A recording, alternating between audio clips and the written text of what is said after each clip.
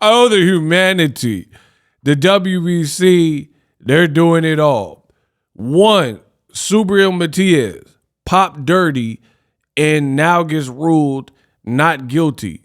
And his fight with Dalton Smith continues, despite him failing a VADA test under the clean boxing program. Two, Terence Crawford has been stripped of his WBC title for failure to pay. Three, Conor Benn, another fighter who is popped dirty in the past, has now been announced as the mandatory for Ryan Garcia, who's also failed, versus Barrios. I mean, it's getting crazy out here, yo. What up, Fight World? It's your boy Ego, and I'm back with some more boxing. I want to give you a quick update. I will do an unpacked video. It should be up in a couple hours.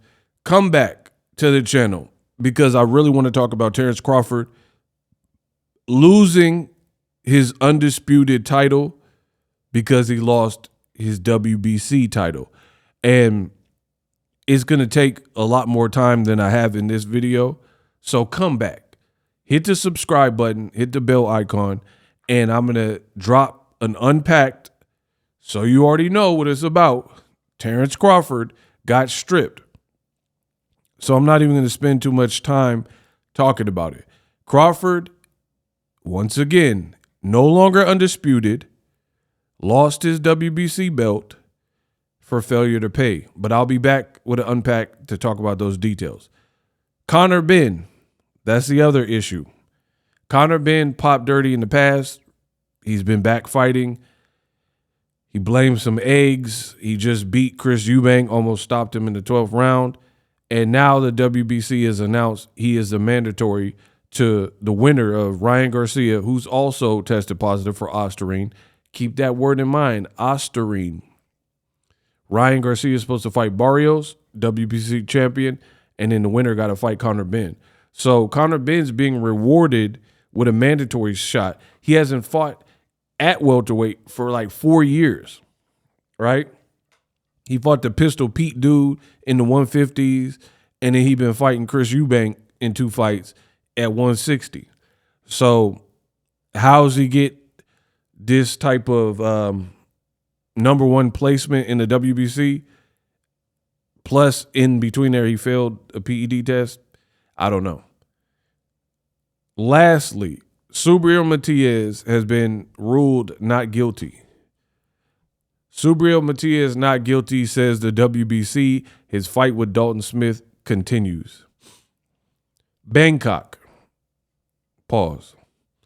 It was today confirmed by WBC Prez Mauricio Suleiman, January 10th contest for the junior welterweight fight between Subriel Matias and Dalton Smith will continue and go ahead despite Subriel Matias failing a VADA test with Ostarine, all of what I told you. It's a selective androgen receptor, blah, blah, blah. I mean, you guys can get on ChatGPT if you want to see what these drugs do, all right? Matias will be placed on probation for 1 year and undergo further testing at his cost between now and the contest. Suleiman declared that they were confident that the positive test was a consequence of contaminated supplements. Despite the probation, he will still be permitted to fight Dalton Smith at the Barclays Center. Quote, he is not guilty. He has not been found at any level of consuming PEDs, Suleiman said before, adding that his organization's clean boxing program required updating due to the amount of supplements on the market that contain substances that are on the WADA banned list. The winner of Matias and Dalton Smith will be ordered to fight Puello. Meanwhile, December 6th, WBC interim is at stake with Isaac Cruz takes on Lamont Roach. Wow. Boxing is foolish, bro. It looks so crazy. What is the point of doing clean boxing, doing PED tests, if someone pops dirty, the laboratories and VADA send out the letters and let you know that they pop dirty, tell you what they pop dirty for, Osterine, and then the president and the committee, they just overrule it and say, you know what? It was contamination. I mean, ain't that what Ryan Garcia said? What are we talking about, bro? Ryan Garcia popped for the same thing, Osterine, and because I guess his amounts were different, he got suspended, had to give his purse back, and then got the fight changed to a no contest, no decision.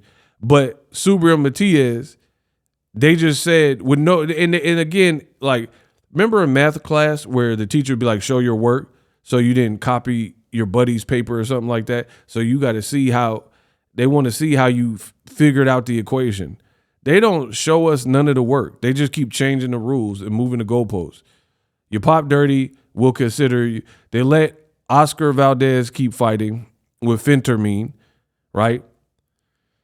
They're letting Subriel Matias keep fighting, right? They let Eric Morales fight Danny Garcia when he had clenbuterol. They let Canelo, he didn't have to pay no fine, 6-month suspension as a multimillionaire, big deal. And then finally you have this is just happening too much, bro. You have clenbuterol levels they let increase, right? They increased the levels of clenbuterol you could have. Then you had the WBC. They had that fight with Galal Yafi or whatever in the UK.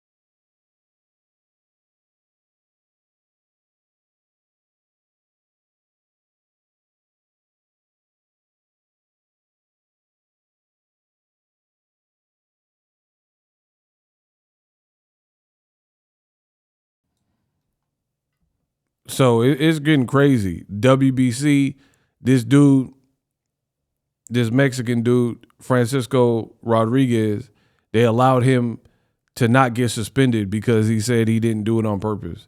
So apparently with the WBC, you could pop dirty and then they'll consider and you might not get in trouble. So what's the point of even doing the test? Let me know what you think.